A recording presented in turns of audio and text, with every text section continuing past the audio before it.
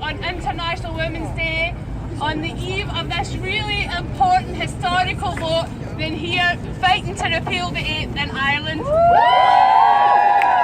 It is an amazing opportunity to address a great injustice and also to inspire women all over the world that they can take on the state, they can take on the church, and they can fight for freedom.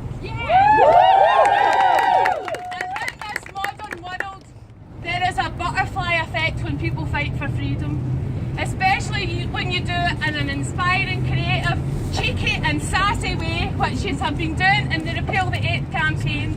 It's those kind of moments that people look at and they see your banners and they see your costumes and they think, do you know what, I can speak out, I can reject the shame and the fear that the state has put upon me by having legislation which restricts my right to freedom as women, and you inspire that confidence with what you do, so I'm so delighted to be here today.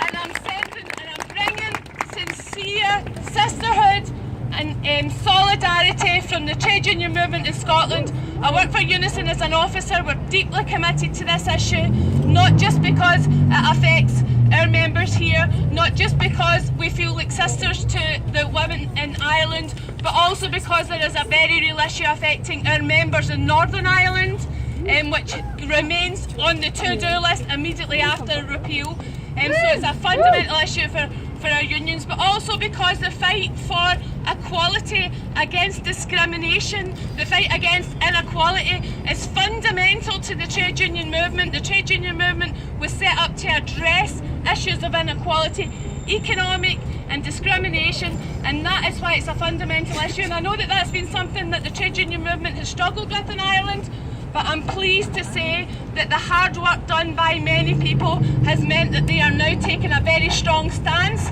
and they're saying it's time to repeal the 8th, and that means that the largest civic organisation in Ireland is making a very clear position in this referendum, and I'm here to say that we should do whatever we can to support them and to support this campaign.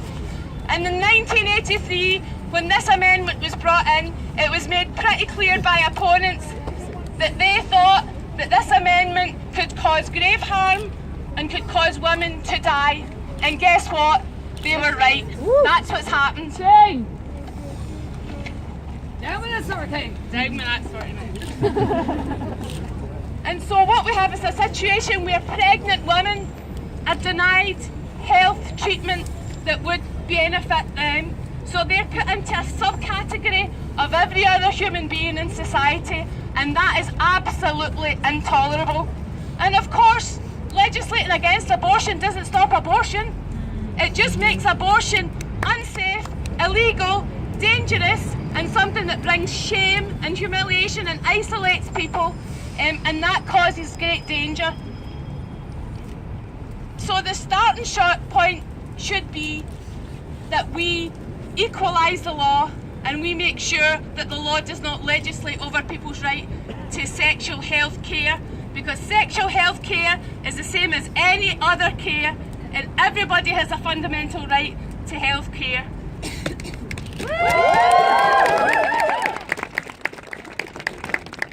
And the restriction that this law places on health workers and all professionals working in a supportive capacity to childbearing women is ridiculous, and it means that they cannot offer the legitimate support that vulnerable people need.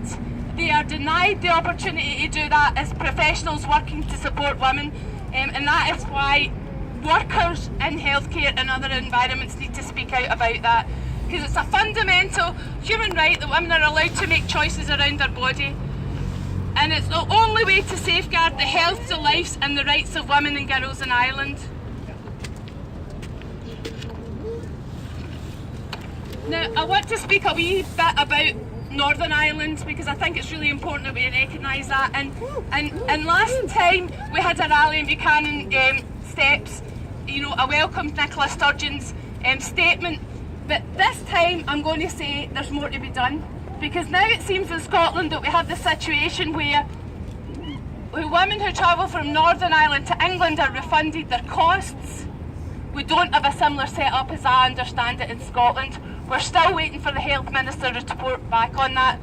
So instead of the solidarity which was extended last year, we have a less satisfactory situation in Scotland, and that's something we can do something about now as Scottish citizens. We need to make sure that the Scottish Government offer the financial support. I think it estimates £1,500 for women to come over and make that journey to access the fundamental human right that they have as UK citizens, and we should be making sure the Scottish Government are providing the funds to make sure that that is a free and accessible service for women who choose to come to Scotland, because we have deep connections and ties to Ireland and to the north of Ireland in this part of the world, and it might make sense for people to make that choice.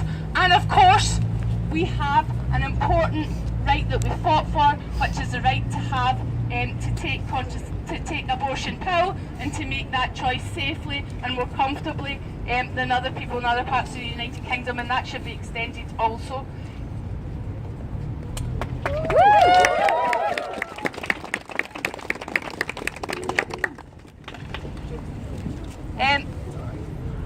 I just want to leave on this note that I really do think that your campaign has been incredibly inspiring.